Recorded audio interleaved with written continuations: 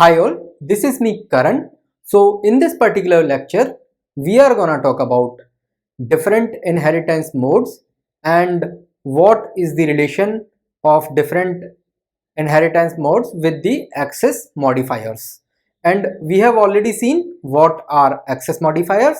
If you are not aware of what are access modifiers, then you go to the first few lectures of this series and you will come to know what is public, private, protected. So let's start the discussion. So let's say अभी क्या है, मेरे पास एक class है, class strategy, and that class contains three sections. First one is public, second one is private and third one is protected. That is public section में मेरे कुछ member variable and member function है. Similarly, private section also contains one member variable and one member function.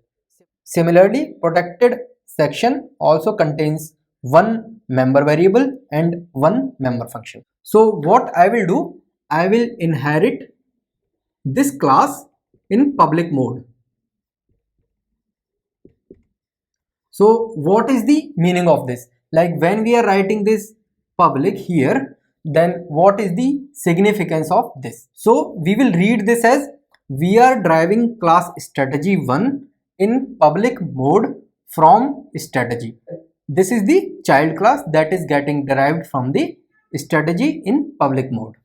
So whenever we are inheriting any class in public mode, at that time all these public member variables will remain public here also.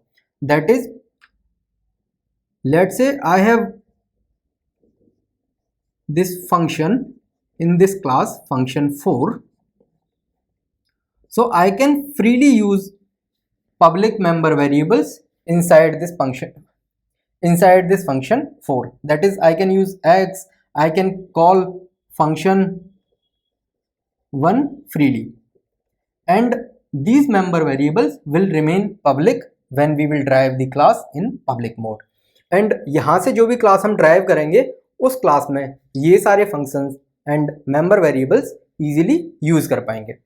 सो अगर मेरी जो class है वो public mode में drive हो रही है तो इस क्लास के जो पब्लिक मेंबर वेरिएबल्स हैं वो क्या रहेंगे? पब्लिक. फिर से समझने की कोशिश करते हैं कि मैंने अपनी क्लास को पब्लिक मोड में ड्राइव किया तो मेरी जो पेरेंट क्लास के पब्लिक मेंबर वेरिएबल्स हैं वो जो चाइल्ड क्लास में क्या रहेंगे? Public. So all the public member variables will remain public if class is getting derived in public mode. तो अभी मैं क्या करता हूं, अभी हम समझने की कोशिश करते हैं what happens to the private member variables. तो जब भी हम इनहेरिटेंस की बात करते हैं तो इनहेरिटेंस के किसी भी मोड में हम प्राइवेट मेंबर वेरिएबल्स को ड्राइव्ड क्लास में एक्सेस नहीं कर सकते हैं. So if I am trying to use here this variable y, then I won't be able to use. I'll get compile time error that this particular variable is private and I cannot access this particular variable inside strategy 1 class. So all the member variables which are private उनको मैं किसी भी mode में access नहीं कर सकता. यानी कि मेरा मोड क्या है, यहाँ पे पब्लिक है एंड मेरा वेरिएबल टाइप क्या है? प्राइवेट है. तो मैं इसको एक्सेस नहीं कर सकता चाइल्ड क्लास के अंदर. Not access. So let's see again, मेरी जो क्लास है वो पब्लिक मोड में ड्राइव हो रही है एंड जो पेरेंट क्लास है उसके प्राइवेट मेंबर वेरिएबल्स मैं अपनी चाइल्ड क्लास में एक्सेस नहीं कर सकता. So this is the meaning of this. Now if we talk about protected member variables, तो मेरी जो क्लास है वो पब्लिक मोड में ड्राइव हो रही है तो जो प्रोटेक्टेड मेंबर वेरिएबल्स हैं वो प्रोटेक्टेड रहेंगे एंड इनको मैं इजीली इस क्लास के अंदर एक्सेस कर पाऊंगा. Let's say I am trying to access z, I will be able to use. And if I am trying to access function 3, let's say I will be able to use this particular function 3. तो अगर मेरी class child class drive हो रही है public mode में तो protected member variables मेरे हमेशा प्रोटेक्टेड रहेंगे. So let's try to understand this again. So my parent class contains these two protected member variables, and उसको मैं किस मोड में ड्राइव कर रहा हूँ, पब्लिक मोड में। तो जो भी प्रोटेक्टेड मेंबर वेरिएबल्स हैं वो क्या रहेंगे, प्रोटेक्टेड, यानी कि मैं इन मेंबर वेरिएबल्स को इसके अंदर एक्सेस कर पाऊंगा।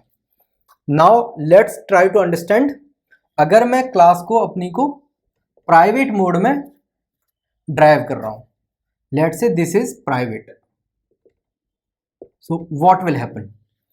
सो अगर मेरी क्लास प्राइवेट मोड में ड्राइव हो रही है तो जो क्लास के पब्लिक मेंबर वेरिएबल्स हैं, यानी पेरेंट क्लास के पब्लिक मेंबर वेरिएबल्स हैं, उनको मैं इजीली इस क्लास के अंदर यूज कर पाऊंगा, यानी कि एक्स एंड फंक्शन, इसको मैं यहां से कॉल कर पाऊंगा इजीली। बट जैसे ही मैं प्राइवेट मोड में क्लास को इनहेरिट करता हूं तो इस क्लास के अंदर जो भी मेंबर वेरिएबल्स हैं, चाहे वो पब्लिक हो, चाहे प्राइवेट हो, चाहे प्रोटेक्टेड हो, वो सारे के सारे प्राइवेट हो जाते हैं।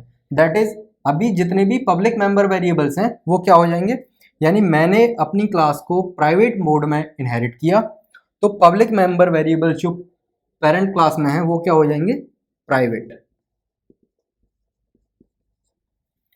एंड जो ऑलरेडी प्राइवेट मेंबर वेरिएबल्स हैं उनको मैं एक्सेस कर ही नहीं सकता, तो not access.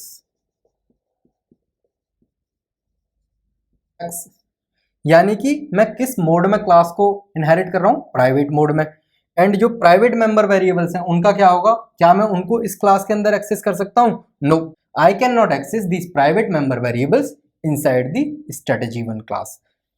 So if we talk about what will happen to the protected member variables, so protected member variables I can use them inside the strategy one class, and यहाँ से मैं इनको कॉल कर सकता हूँ फंक्शन 3, इस तरह से मैं कॉल कर सकता हूँ।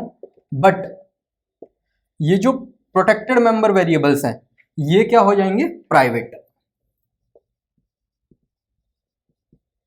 कीप इन माइंड, जब मैं पब्लिक मोड में क्लास को ड्राइव कर रहा था उस टाइम पे जो प्रोटेक्टेड मेंबर वेरिएबल्स थे वो केवल प्रोटेक्टेड रह रहे थे, लेकिन अभी इस केस में क्या हो गया कि जो प्रोटेक्टेड मेंबर वेरिएबल्स हैं वो प्राइवेट बन गए इस क्लास के अंदर।